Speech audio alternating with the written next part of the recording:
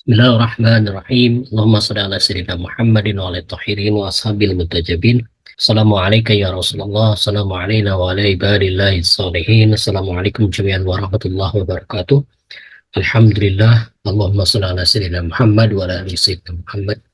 Kawan-kawan yang menyimak Salawat Channel, saya akan berbagi informasi buku Bulan Suci Bersama Sang Wali karya Ali Umar Al-Habsi. Pesan-pesan Imam Khomeini di bulan suci Ramadan. Nah, ini kemudian diberi pengantar oleh Kiai Haji Miftah Fauzi Rahmat. Ini penerbitnya adalah Marja dan kerjasama dengan Ijabi, ya Ijabi Press di sini. Alhamdulillah sudah menyelesaikan pembacaan buku ini dan sangat menarik sekali, sangat berbobot, tentu saja sangat banyak manfaat dan amat berat untuk dilaksanakan isinya itu ya. Kebiasaan saya dahulu adalah kalau pas menjelang Ramadan baca buku-buku terkait dengan Ramadan, dan sekarang juga ada buku Ramadan ini, buku yang terkait dengan Ramadan ini juga saya membacanya. Alhamdulillah, terima kasih Samatul Ustadz Dr. Dimitri Mahyana mengirimkannya kepada kami dengan beberapa buku lainnya yang terkait dengan Ramadan. Nah, ini diantaranya. Terima kasih hikmah bulan Ramadan. Hanya sekitar 128 halaman, tapi dibacanya berulang-ulang sampai 1 minggu dibacanya. Jadi betapa beratnya membaca buku ini. Dan yang paling menarik di sini adalah kita diberitahu dalam buku ini bahwa ada teks khutbah baginda Nabi Muhammad SAW terkait dengan Jumat terakhir di bulan Sya'ban yang menyampaikan tentang tarhib Ramadan. Jadi nyambut Ramadan sangat luar biasa sekali isinya, ajakan kepada kita untuk memaksimalkan, mengagungkan, memuliakan bulan suci Ramadan karena punya kemuliaan, keagungan, punya pahala-pahala yang luar biasa. Jadi buku ini begitu luar biasanya, memiliki kandungan-kandungan seruan-seruan untuk memanfaatkan sahur Ramadan, khususnya terkait dengan teks khutbah baginda Nabi Muhammad SAW yang napas saja dihitung sebagai tasbih, tidur sebagai ibadah, amal perbuatan yang baik itu pasti terima, doa dan diijabah. Karena itu kita dianjurkan untuk memanfaatkan dengan secara maksimal, termasuk juga mengasihi kaum miskin, anak kecil, terus juga menyambung silaturahmi, menahan pandangan dari apapun yang tidak boleh dipandang, termasuk telinga dan sebagainya, tidak boleh asal dengar dan sebagainya. Betul-betul aspek syariat dan tarekat dalam puasa ini dijalani. Kalau dalam hadis terkait dengan khutbah baginda Nabi Muhammad SAW, kita akan lihat di daftar isinya teks khutbah Nabi yang berbahasa Arab, kemudian terjemahnya, kemudian mengenal keagungan bulan penuh berkah, yaitu halaman 36, memperbanyak doa pada bulan Ramadan, hakikat orang celaka, memperbanyak sedekah, menjaga lisan, pandangan, dan pendengaran, kemudian bertobat dari dosa. Nah, di buku ini beberapa penjelasan terkait dengan teks khutbah baginda Nabi Muhammad SAW yang dicuplik beberapa itu kemudian dipadu-padankan, diberi penjelasan, atau penjelasannya adalah berdasarkan pada penjelasan Ayatullah Ruhullah Khomeini yang wali abad 20 yang menggoncangkan di dunia pada masa itu, bahkan berhasil membangun sistem gaya fakih di Iran ya, sampai sekarang kokoh ya. Dari sana kemudian kita bisa memahami bagaimana cara pandang Imam Khomeini terkait dengan kandungan-kandungan dari teks khutbah baginda Nabi Muhammad SAW. Kalau saya baca secara selintas itu sangat bernuansa batini, sangat bernuansa jiwa ruhi. Jadi aspek-aspek ruhaniah yang disasar oleh Imam Khomeini. Termasuk juga di sini ada adab tilawah Al-Quran, keagungan firman itu sendiri, keagungan pewahyuannya dan sebagainya. Jadi tidak sekedar membaca tapi juga memahami, kemudian bagaimana menghadirkan bahwa Al-Quran itu turun untuk manusia, bahkan pada baginda Nabi, kemudian dan pesannya harus sampai kepada manusia, bahkan manusia itu harus memahami seakan-akan dia yang diserunya.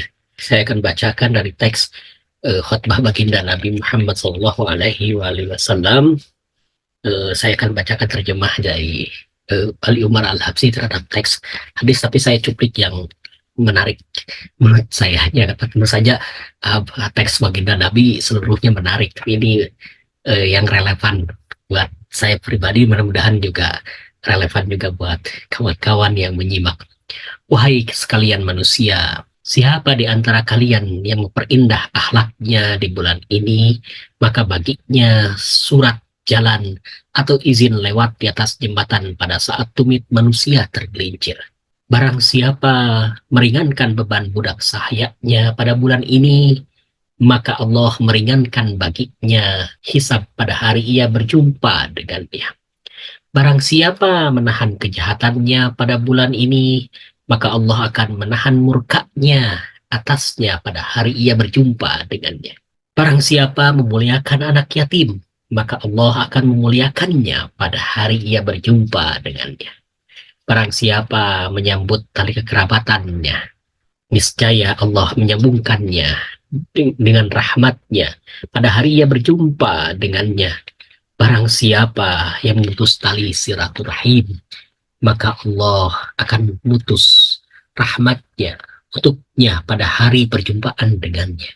Barang siapa yang melaksanakan salat sunnah, maka Allah akan mencatatnya sebagai keterbebasan dari api neraka.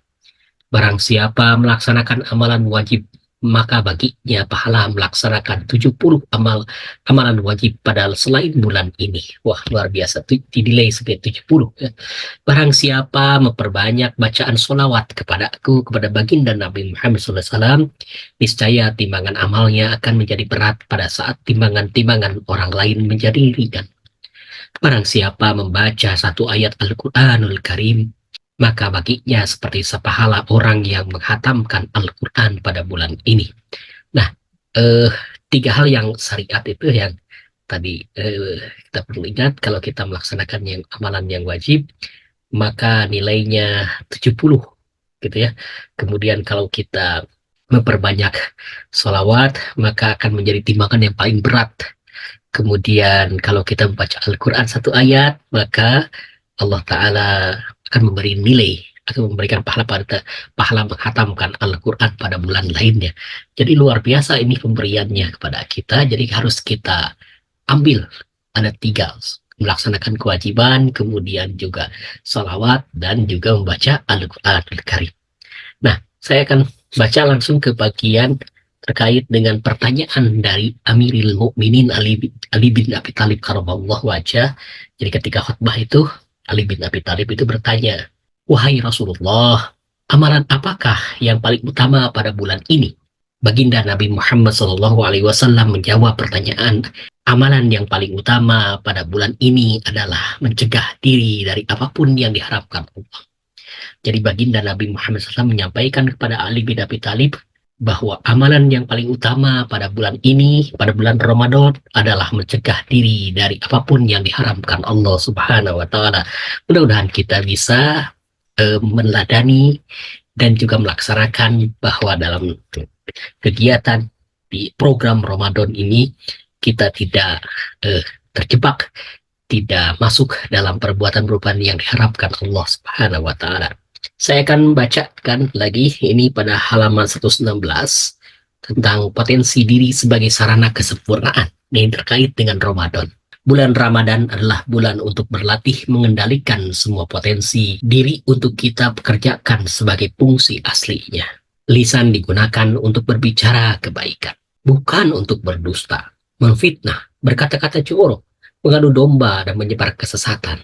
Bukan untuk itu lisan kita digunakan, tapi untuk sesuatu yang baik. Maka gunakan untuk melihat objek positif yang akan membawa kesempurnaan, bukan untuk melihat objek-objek yang diharamkan agama. Telinga digunakan untuk mendengar kebenaran, bukan untuk mendengar hal-hal yang akan mengeruhkan kejernihan, bukan untuk mengeruhkan kejernihan hati, bukan untuk merusak pikiran, dan bukan untuk mengotori memori ingatan. Demikian pula dengan potensi-potensi lainnya. Itu kandungan dari buku yang teramat luar biasa ini, Bulan Suci Bersama Sang Wali, pesan-pesan Imam Humaini di bulan Ramadan. Mohon maaf lahir dan batin, selamat menunaikan ibadah saum di bulan Ramadan ini. Mudah-mudahan kita termasuk orang yang sesuai dengan yang disampaikan baginda Nabi Muhammad SAW. Aku qouli hadza wa astaghfirullah li wa lakum wa ma taufiqi illa billah. Alaihi tawakkaltu wa ilaihi unib. Wassalamualaikum warahmatullahi wabarakatuh.